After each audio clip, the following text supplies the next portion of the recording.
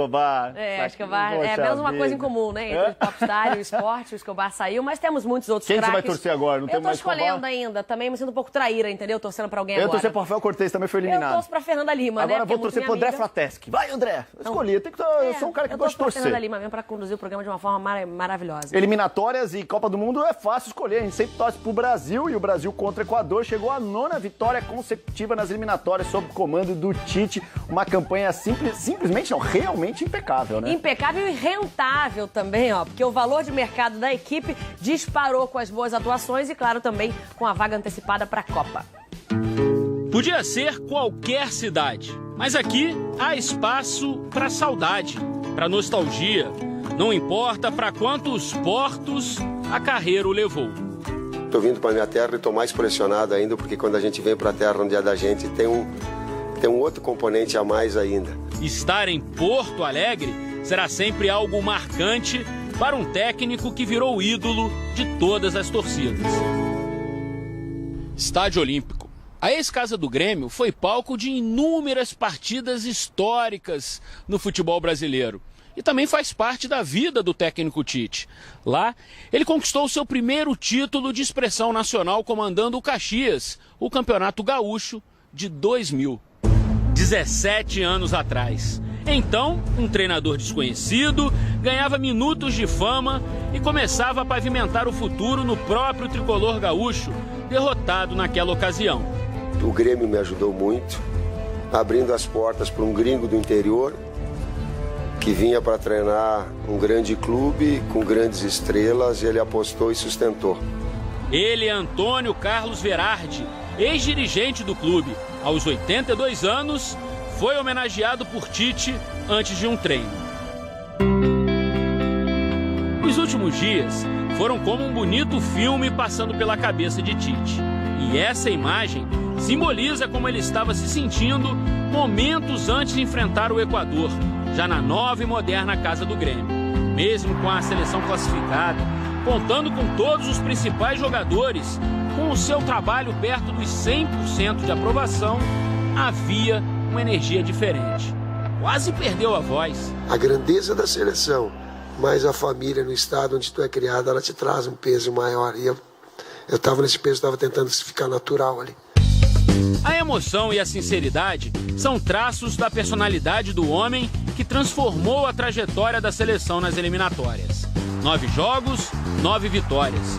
Assumiu em 6º lugar, levou a liderança 11 pontos à frente do 2º lugar.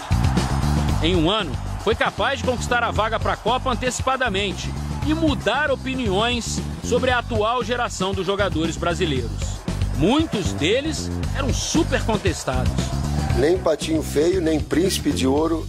Mas esse equilíbrio não existe na atual bolsa de valores do futebol mundial.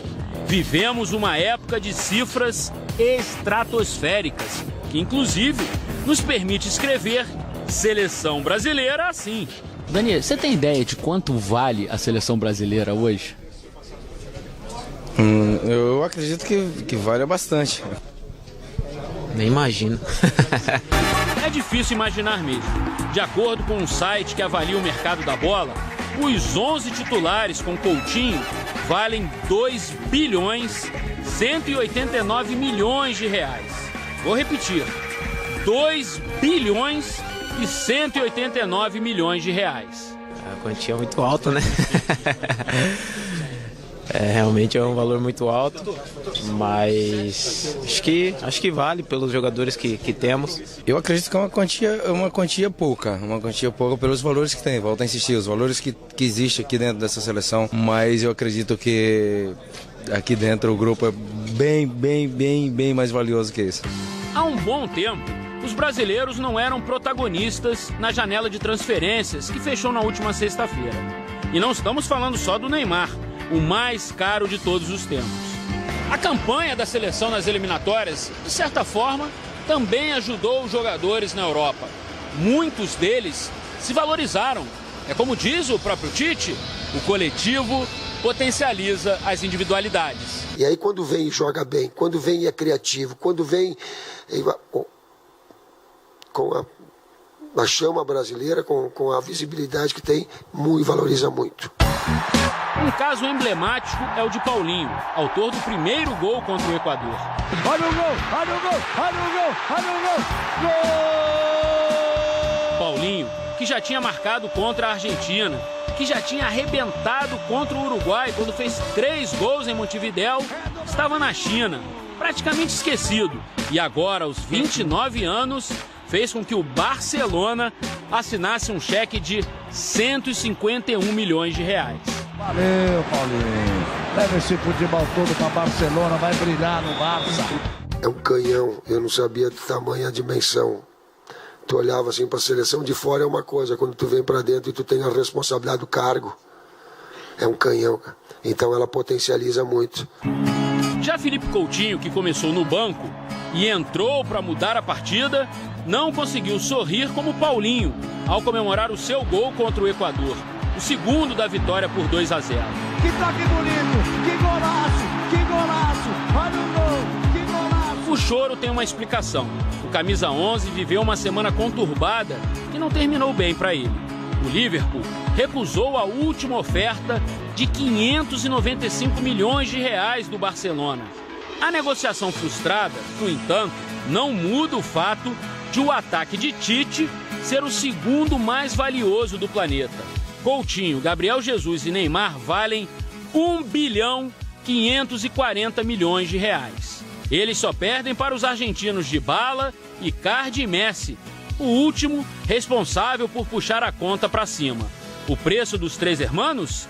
1,9 bilhão de reais. Isso é relativo, né? Estamos jogando, fazendo nosso futebol e se for para ser valorizado, vai valorizar. É normal isso, se tratando de jogadores de seleção. A seleção que, por causa do uniforme, ficou mundialmente conhecida como a Seleção Canarinho, talvez nesse momento também seja a Seleção Amarelo-Ouro, do alquimista Tite.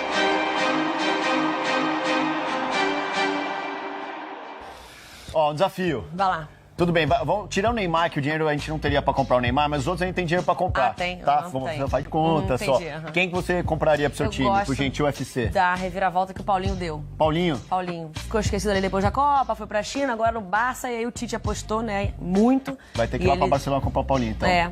Eu achei, nem o dedinho do pé esquerdo do Paulinho eu consigo comprar. Não dá. Não tava, pelos valores que a gente viu aí, né? Quer saber ou você não vai perguntar?